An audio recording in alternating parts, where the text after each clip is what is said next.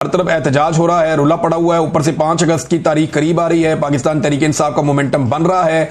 जुनेद अकबर साहब ने बहुत सारी वीडियोस शेयर की हैं। पंजाब के अंदर एक्टिविटीज हो रही हैं, सिंध के अंदर एक्टिविटीज हो रही हैं, बलूचिस्तान और खास तौर पे खैबर पख्तूनख्वा में बहुत बड़े पैमाने पर एक्टिविटीज हो रही हैं।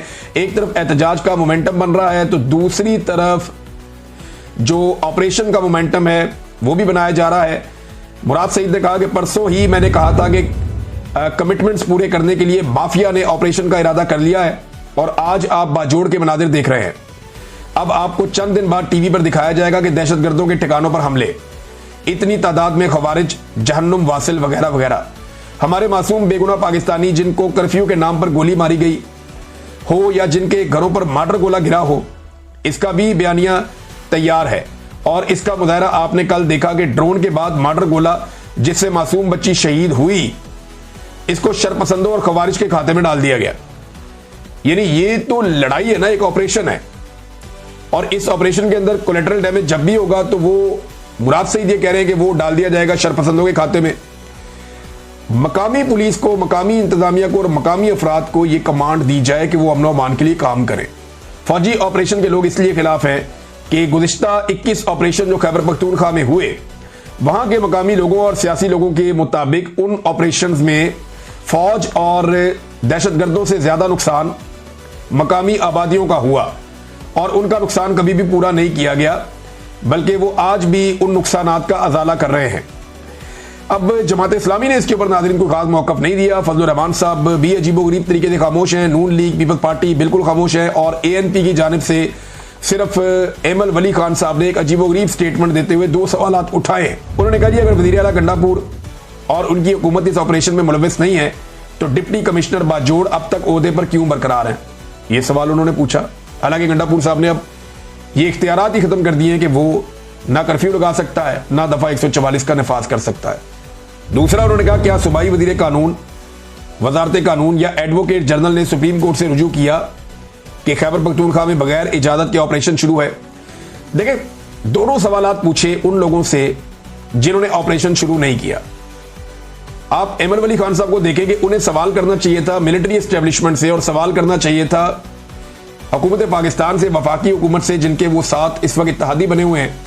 वो उनसे पूछते कि तुम ये बताओ कि तुमने ये ऑपरेशन क्यों किया खैबर पख्तूनख्वा में, बजाय उनसे सवाल करने के सूबाई हुकूमत जो खुद इस ऑपरेशन के खिलाफ एहतजाज कर रही है या वो अपनी आवाज उठा रहे हैं या उन्होंने ये फैसला किया कि वो उस एक्ट के खिलाफ भी जाएंगे और उन्होंने अपने DCs के या जिले इंतजामिया के इख्तियारात भी कम किए। तो ये सारी चीजें जिन्होंने की उनके खिलाफ बयानियां बना रहे हैं एमल वली खान साहब, बजाय इसके कि जिन्होंने ये अटैक किया या जिन्होंने ये फैसला किया उनके ऊपर वो बात करते हैं। मंजूर पश्तीन साहब काफी अरसे से दिखाई नहीं दे रहे, उनका और मुराद सईद साहब का मौक़िफ़ आजकल मिलता जुलता है, लेकिन मैंने सबसे पहले जो डालड़ी जंग और इस तरह की जो मैंने टर्मिनोलॉजी सुनी थी, ये मैंने मंजूर पश्तीन साहब से बहुत सारी ऐसी चीजें सुनी माजी में, और उन्हें भी बहुत शदीद खतरा है, उनकी जान को भी खतरा है जैसे मुराद सईद को खतरा है। तो वो भी अभी दिखाई नहीं दे रहे, लेकिन उनका मौक़िफ़ और जो उनके नौजवानों का मौक़िफ़ है वो बार बार हमारे सामने आ रहा है। अब एहतजाज की कॉल के ऊपर शकील अहमद खान साहब ने एक बड़ी एक जानदार किस्म की हिकमत अमली बताई है और ये बड़ी सख्त हिकमत अमली है।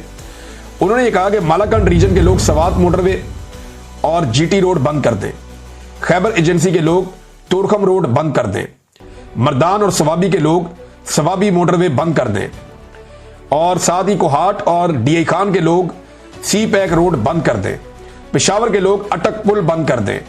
शकील अहमद, ये जो साबिक वजीर है खैबर पख्तूनख्वा के, इमरान खान साहब के साथियों में से एक, उनका ये कहना है, एक लीडर है पाकिस्तान तहरीक इंसाफ के, कि जनाब ये 5 अगस्त के हवाले से ये सारे इलाके एहतजाज के तौर पे खैबर पख्तूनख्वा के लोग बंद करें ताकि इससे हुकूमत होश के नाखून ले। अब ये बड़ा सख्त कदम होगा अगर एहतजाज के दौरान में मुजाहिरीन ने खैबर पख्तूनख्वा में ये कदम उठाया तो।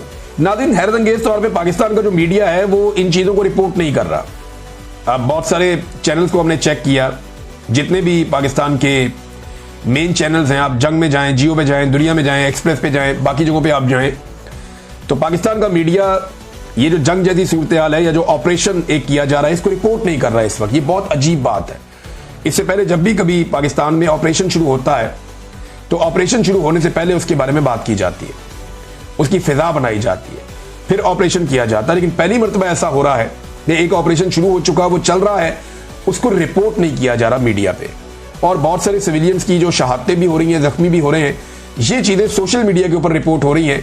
और सोशल मीडिया पे भरमार है इस तरह के बयानात की, ज़्यादातर जो खैबर पख्तूनख्वा के लोग हैं उनकी जानिब से, बल्कि खैबर पख्तूनख्वा की अक्सरियत नहीं, तकरीबन सारा खैबर पख्तूनख्वा ये चाहता है कि खैबर पख्तूनख्वा में अमन आए, लेकिन साथ ही साथ वो ऑपरेशन से खाइफ हैं कि ऑपरेशन नहीं होना चाहिए। और साथ ही साथ एक धरने का भी ऐलान किया गया नजीबुल्लाह खान मामूद की जानिब से। उन्होंने आज सुबह 10 बजे तहसील मामूद के तमाम नौजवान, बूढ़े, बच्चे और खवातीन काले झंडों के साथ उमरी चौक पहुंचे। सलारजई, अतमन खेल, अरंग बरंग और चारमंग और नवागई के नौजवान सिविल कॉलोनी खार के सामने मेन रोड पर पहुंचे। हमारा सबर खत्म हो चुका है, मजीद जनाजे नहीं उठा सकते, मादनियात पर कब्जे की आड़ में अपने खून बहाने नहीं देंगे, तब तक बैठेंगे जब तक अमन नहीं दिया जाता। अल्लाह ताला हमारा मददगार हो, आमीन। ये नजीबुल्लाह खान मामूद जो हैं, इन्होंने ये स्टेटमेंट दिया है और यहां पे भी एक एहतजाज की तैयारी की जा रही है। नाज़रीन, इमरान खान साहब के साहबजादे कासिम ने एक इंटरव्यू दिया, और ये इंटरव्यू उन्होंने दिया अमेरिकन टीवी चैनल को। वो तो चले गए वापस बरतानिया, लेकिन अमेरिकन टीवी के ऊपर वो इंटरव्यू नशर हुआ इमरान खान साहब के बेटे की जानिब से। ये पहला इंटरव्यू है इंटरनेशनल मीडिया को बाकायदा। उन्होंने क्या बातें की, मैं कुछ आपके सामने रख देता हूं जो अभी तक चीज़ें सामने आई हैं। उन्होंने कहा मेरे वालिद को गंदा पानी फराहम किया जा रहा है, और 10 अपराध जेल से ऐसे निकले हैं जो हेपाटाइटिस से जांबाक हो गए निकलने के बाद, और मेरे वालिद को गंदा पानी दिया जा रहा है जिसमें मिट्टी की आमेजिश है। और साथ ही उन्होंने जो है वो अक़वाम मुत्तहिदा, एमनेस्टी इंटरनेशनल और सबसे जो रिक्वेस्ट की, और उन्होंने तस्करा किया कि इसलिए हम यहाँ पे आए हैं। और साथ उन्होंने ये भी कहा कि 200 से ज़्यादा मुकदमात हैं मेरे वालिद के ऊपर। जब वो एक मुकदमे में फारिग होते हैं तो 4-5 मजीद उनके ऊपर डाल दिए जाते हैं। 10 दिन उन्हें बिजली के बगैर रखा गया, जो तशद्दुद का एक तरीका है। 2 घंटे के लिए उन्हें दिन में बाहर निकाला जाता है। 4 माह हो गए हैं, हमसे बात नहीं करवाई गई। 8 महीने से हमारे वालिद को उनके डॉक्टर से चेकअप नहीं करवाया गया। ना मैं सियासतदान हूँ और ना ही मेरा कोई सियासत करने का इरादा है। मैं सिर्फ अपने वालिद को जेल से निकाल कर उन्हें एक बार देखना चाहता हूँ। 2.5 साल कबल मेरी आखिरी मुलाकात हुई थी अपने वालिद से, और ये उस वक्त हुई जब उन्हें 3 गोलियां मारी गई थी। उसके बाद उन्हें जेल में डाल दिया गया। और मैं मीडिया के हवाले से कोई ट्रेंड नहीं हूँ, यानी मीडिया पे कैसे बात करनी है मैं नहीं जानता कि यहाँ क्या कहना और क्या नहीं कहना, और ज़्यादा इसके बारे में मुझे नॉलेज नहीं है। मगर सिर्फ इतना जानता हूँ या चाहता हूँ कि मेरा ये पैगाम सब तक पहुँचे कि मेरे वालिद के साथ क्या हो रहा है।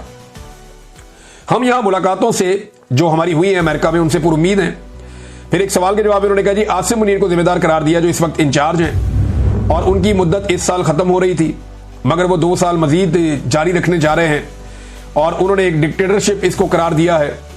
और यही इंप्रेशन है कि उनकी वजह से मेरे वालिद जेल में हैं पाकिस्तान में, आसिम मुनीर साहब की वजह से। और साथ उन्होंने ये भी कहा कि मेरे वालिद पर शदीद सख्तियों के बावजूद वो कैद खाने में से 2 तिहाई अक्सरियत से इलेक्शन जीत गए।